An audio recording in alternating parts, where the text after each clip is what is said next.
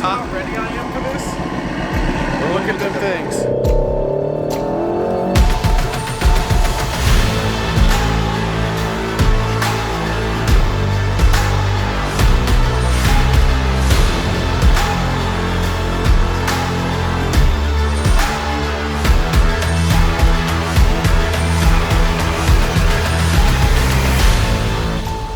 Oh man. For some reason here in Louisiana we cannot get out of bad weather. It is cold outside today and yet still it looks like it is about to start pouring, raining, possibly even tornadoes. I'm just so tired of this weather. But anyways, what is going on, guys? Welcome back to the channel. Today, finally we're putting the boost controller onto the GT350. We were supposed to do this last video, but as you guys know, we kind of took up a little bit more time than we thought we would because we were diagnosing the engine and we ended up figuring out what was wrong with it on the GT, so that was solid. It's going over to the engine shop to get new rings, get honed, and slap it all back together, which is going to be awesome. So soon enough that car will be back running, so don't stress too bad. But like we've been talking about, now that the car is broken in with the new built engine in the GT350 on the twin turbo setup, we've been running 6 pounds of wastegate pressure for pretty much the duration of this car's life on twin turbos. Now today, for the first time ever, we are getting our boost controller put on so that we can turn it up. Obviously we are still limited to our factory fuel system. We do have a booster pump on it, which is going to allow us to get up to probably around about 1,000 to 1,100 wheel horsepower on this GT350. So we're jumping quite a bit and we're about to make probably, like I said, 1,000 to 1,100 wheel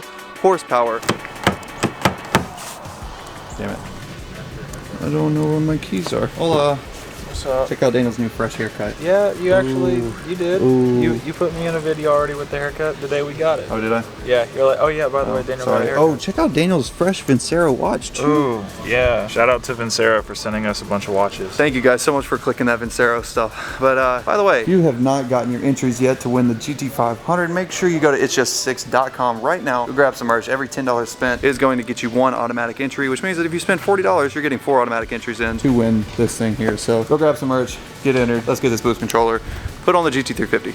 Before we get started, I do want to say huge thanks to Hurst Performance for sending over this boost controller for the turbo kit that he already sent over. I have loved it ever since we got it. So if you guys want to go check out Hurst Performance, you can use the code IT'sJustA6 at checkout to save a ton of money on anything, including their turbo setups on their site. So make sure you go over there and check that out. To explain to you guys how a boost controller works, it's important to know how a turbo kit works. And for those of you that are not familiar with the workings of turbos, or maybe if you're not familiar with exactly how they work, I understand that there's a lot of you guys out there that don't know that. I didn't know that until honestly about 2 or 3 years ago. So basically on a turbo, you've got the cool side and you've got the hot side, and essentially what happens is you notice that we've got these manifolds here. These are what connect to the heads. Exhaust comes out of the engine, it goes here, it comes up through this joint pipe right here, which feeds up into the hot side of our turbo here. And what that does is whenever the exhaust is being pushed into the turbine, there's a wheel in there, and the wheel has blades on it and little fins. And what happens is as air is being shoved out of the exhaust of the car, it's being shoved past those fins, and the fins are actually rotating the turbine wheel. So as you guys see here, they're connected. In this side, if I spin the cool side, the hot side is actually turning. Like I said, as that turbine is spinning with the exhaust, this side is actually spinning simultaneously, being that they are connected through a single shaft. As this one turns, it's actually creating a vacuum and sucking air in and shoving air out. As it's being shoved out, it's being shoved in through an intercooler, which is basically there just to cool down the air before it goes into your engine to keep IATs down, because IATs are very important in cars. You don't want to blow anything up, so having cool intake temps really help out a lot, especially on boosted applications. The wastegates are basically coming out of the exhaust, and they are right here before the turbos, and what they do is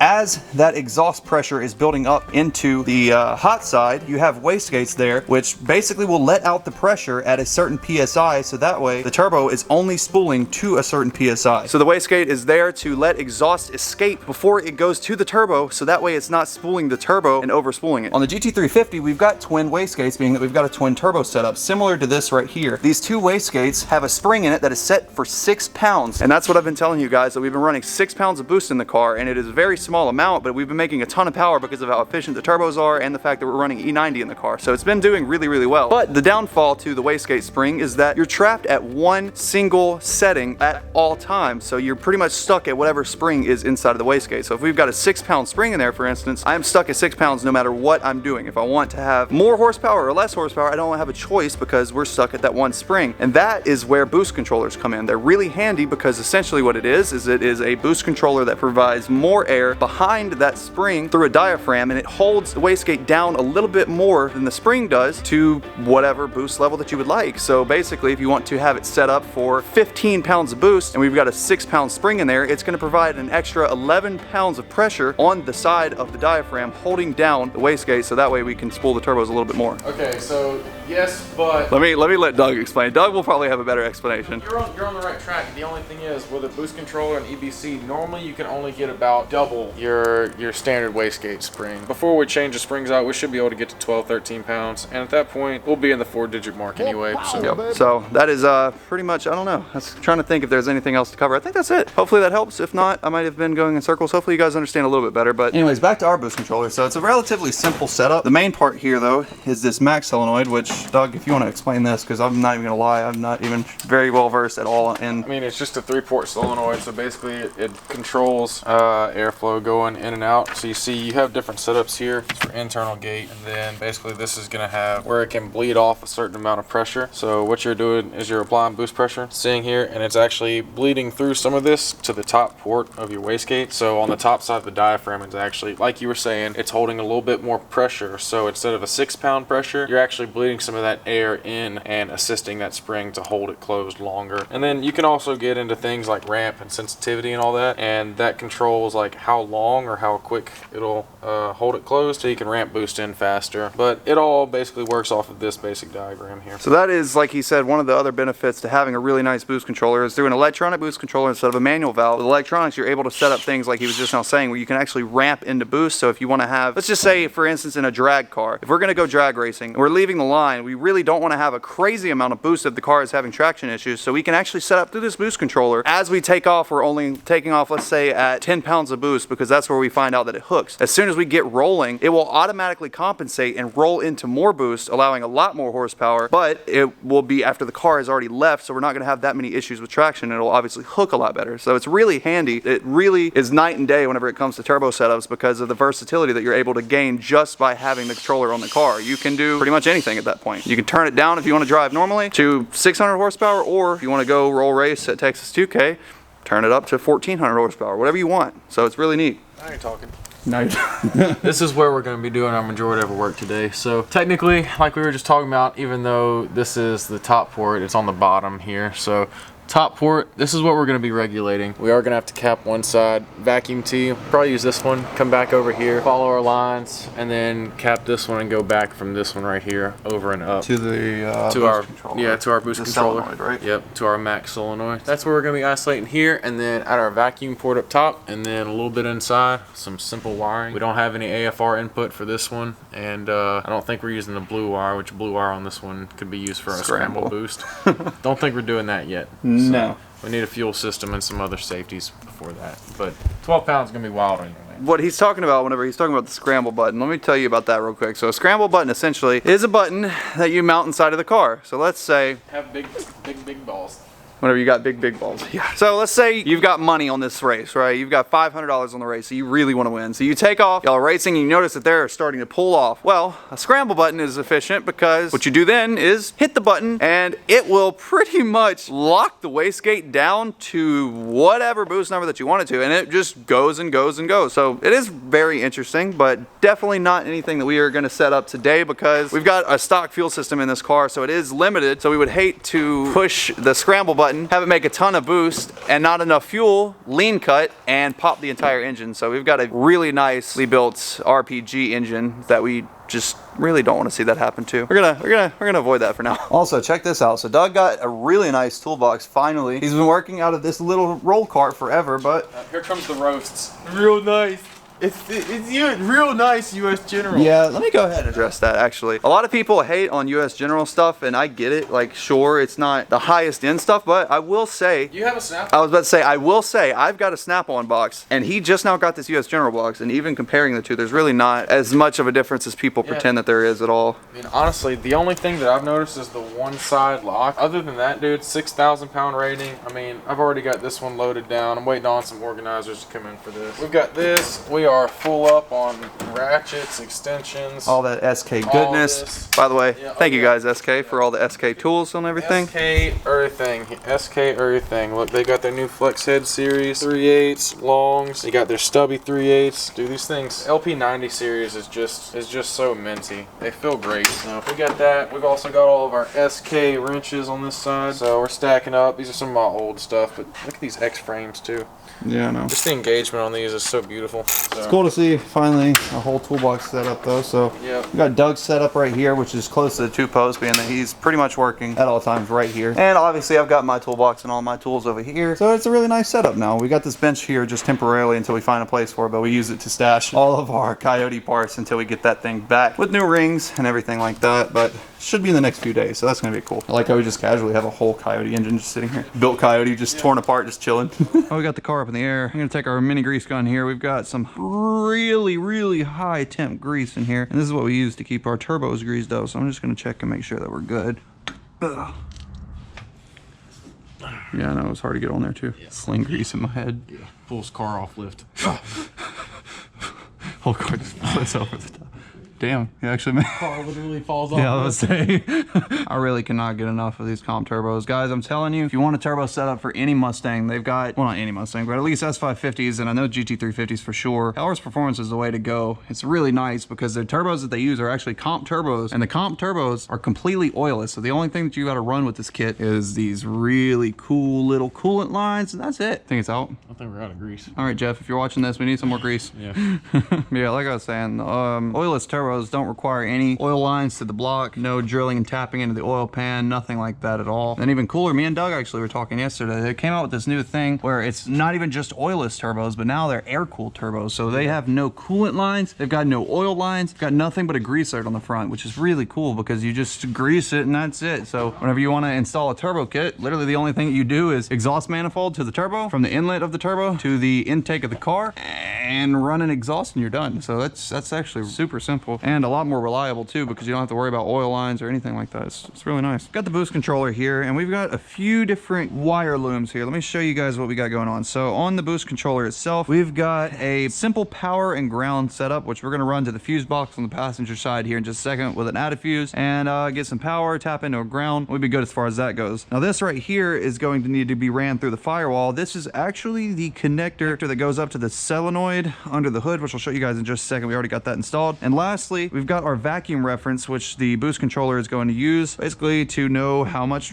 boost it's actually seeing. So we got to get this vacuum reference also routed through the firewall up to the vacuum distribution block here. We've already got our solenoid mounted in place here. So this connector, which we're looking at here, this is going to be the one, like I said, that we're going to have to run through the firewall from the boost controller. Doug ran to get a T for these 2 vacuum fittings here, and we got a T in right here. This right here is going to be that line for the vacuum and boost reference on the boost controller that I showed you guys. It's going to have to run through the firewall, so that's going to run and connect into our vacuum port here as well. So it's actually really straightforward and simple. And on our solenoid here, like I said, this line on this side is going to T-tap directly back into this vacuum distribution block, and this side is going to hook up to our wastegates, which we've already routed and plumbed. So we got to run this line up here, up through the fender well, and up to that vacuum, and up to that little solenoid, and that is going to be the solenoid that actually works for the controller. So that's how it regulates boost. So that is pretty much it. It's actually relatively simple. Then after that, we're going to crank the car up. We're going to get a few settings uploaded onto our controller just to pretty much set it up close to where it needs to be, but we'll be able to start tuning and stuff like that here in just a little bit once we get it installed with Palm Beach Dyno. By the way, guys, go check them out. Shout out their Instagram. But they're going to help us get this thing dialed in later on this afternoon, and it should be pretty wild, so I'm excited. And I think that would be a really cool place to have it so you can see everything real nice. It doesn't block the cigarette lighter, so you can still charge phones. There's a USB port on the left side there, and I think that would be a really good spot for it. So I'm going to try and figure out some way to mount that there. I know they make a lot of different mounts and stuff like that for it, worst case, but honestly, I might just double-sided tape on the back of there, stick it down on there like so, get our shifter trim ring and fit right there, and it'll end up looking something like that. That really isn't that bad. So there's this rubber grommet piece that goes over it though, so I might be able to actually, well, actually, I just quickly wedged it in there like that, and that actually works pretty well. Shoot. All right.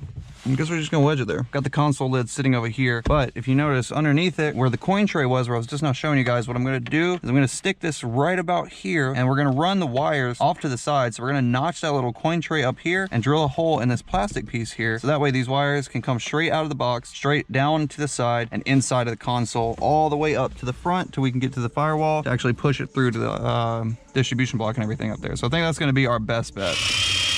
So Doug just now trimmed the corner over there, and now we'll be able to tuck our wires back in that corner and it'll look real nice and professional. And we are not quite big enough yet, so let me go ahead and keep drilling. Yep, and we can fit our connector through. So at that point, I'll pull it back through real quick, clean everything up, and we'll feed it through and get it all the way through the firewall now. And pull it all the way through and up to the front. So now we've got the other harness here, which is gonna get pulled all the way through, but we're gonna route it back just enough to be able to get it back over to the power on the fuse box over there. So what I'm gonna do is I'm also gonna shove it through here real quick, and I'll run it under everything to this side. So now we've got our harness routed back over there to tap into the fuse box. We've got our solenoid plug ran all the way down here into the footwell, which will route up above the pedals here in just a minute and through the firewall. Now I just need to really quickly run our vacuum line now. Boost line, vacuum line, whatever. Oh, pull it through right there, and we're gonna place it somewhere where we're very sure that it is not gonna get severed. All right, so now that I got all the lines routed out of the way properly, I can wiggle this thing in there and get it pressed back down into place. All right, cool. So we got the trim panels and the console and everything back together. Now if you look, we've got very easy access to our boost controller here. So let me go ahead. This is the most satisfying part of new electronics, I swear. Yep. Yep. That song by Jelly Roll called Break the Knob Off? No. That's what we're about to do on that boost controller. Right? I'm just sitting here picturing shattered transmission on the ground below the car and job security. so as you see, we got our vacuum hose and everything ran through the firewall, and I'm going to route this little switch here, this harness, down to our solenoid. I'll plug that in, and we can securely tuck this some which away. Sweet, so there we go. The max solenoid right there is hooked up. We've got our T here going down to the turbos, into the solenoid, and from this side, going down to the top of the wastegate. Let me think. Oh yeah, we got this last one here. Once we make our joint little union here for an extra vacuum hose to reach, after that our boost controller install will be completed. All right, so Jeff at Hurst, we're actually in a group message right here. So he sent me over some instructions to set up the boost controller and get it ready. Ignition on, as you see. The boost controller kicks on now. So tap settings till we see DIS. Set it to PSI with the up and down arrows. Okay, PSI. Then hit settings until you get to PEA. Okay, PEA. Press the up and down arrow to on. Now hit settings to save. Now we're looking for DUT, and it should be at 10. 10 is the lowest setting that there is. That is on wastegate. Since you have good logs, set it to about 40. That should be about 10 PSI. Okay, so we're gonna set this to 40, and then we're gonna hit settings to save. SEN, leave that at 0, and GAI, gain. So that's like boost ramp. So now we can turn the ignition off. Then he says turn the ignition on. When it shows the GFB, press and hold the down arrow. So ignition on. Whenever it shows the GFB, hold the down arrow, cal, and let off. The display will say OH to show the calibration was successful. Now the gauge should read 00. Then lastly, go to OVE and set overboost to 10.5 PSI for now. So now that we're done with that, he says to log it and look at peak boost when you let off. You may need to use a camera to record it if you don't look fast enough. Notate the boost ready to the DUT number. It doesn't scale in a normal manner, but we will use it as a baseline to move up as you log. And always before I make any hit the first time, I double check those settings are saved. And don't stay in it if it seems to not being in control, and if the plumbing is wrong, for the love of God, please let out. I guess at this point, I'm just gonna double check over all the settings, make sure that we have everything on the boost control set up properly. If so, I'm pretty sure we're, oh boy, good to make our first log. We're gonna set up some ground rules real quick. Whenever you ride with me, I'm gonna need you to watch it because I'm gonna have to drive. But if it overboosts even slightly, don't even be like, hey, let out. Just like literally just yell and like throw stuff at me. Yeah, literally anything. Scare me and make me let the out, because I can't watch the boost controller just in case we get squirrely or something. I want to have both hands on the wheel and both eyes on the road. You want to wait and do it in the morning during the daytime, or you just... Nope. My main raise no Here we go. We're about to go take the car on the first test drive, making 10 pounds of boost. It doesn't sound like a lot of boost, but because we've got twin turbos that are so large, even a small amount of boost is gonna make a ton of power. How ready I am for this? Look at them things. I'm nervous. Oh, the nipples. Nervous. Anyways, though, we just got to go out and get a log real quick. We're only going to 5,000 RPMs. I got to log it, make sure that everything's good. Once we step it to 5,000 RPMs and I send over the log to make sure the AFRs and everything are dialed in perfect in the tune, then we'll get a revision. Once we get our revision, we'll know at least that we can go a little bit higher. We'll keep testing, slowly but surely, and we'll keep climbing up until we're at the goal of 1,100 wheel horsepower, which will probably be next video. Tonight, like I said, we're only going out to do its first hit, just to test the boost controller out, make sure that everything's good. Once we do that, then tomorrow we'll crank it up to probably about 13 pounds if it'll get there, and it's gonna scream. So, Doug's satisfied smile. all right, ready? Shouldn't be anything crazy, but we're gonna say, holler at me in case it overboosts.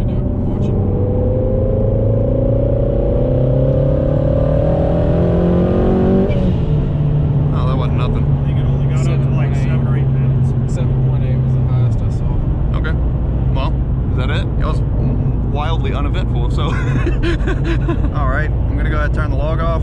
Everything seemed to be fine, honestly. That wasn't anything crazy by any means. We Just tested. barely, yeah, I was about to say it barely spooled. I guess we can go back to the shop now. I'm gonna drop them this log over. Tomorrow, we'll be able to actually crank it up and run it up to rev limiter, which is ironically set at, I think, 9250. Is it really? Yeah, that's what we ran into the other day. Me and Darnell. I love that you've adopted this. Anyways, I doubt we'll run it that high on that high a boost. We'll probably, honestly, I'd like to cap it at like 8250 or 85 maybe, but that's still so high on. That's so much on a boost to set up. Voodoo stock they rode to 82. I know. I just figured it'd need to like 85, but I mean, if he has it set to 9250, then send it to 9500 and let it hard limit.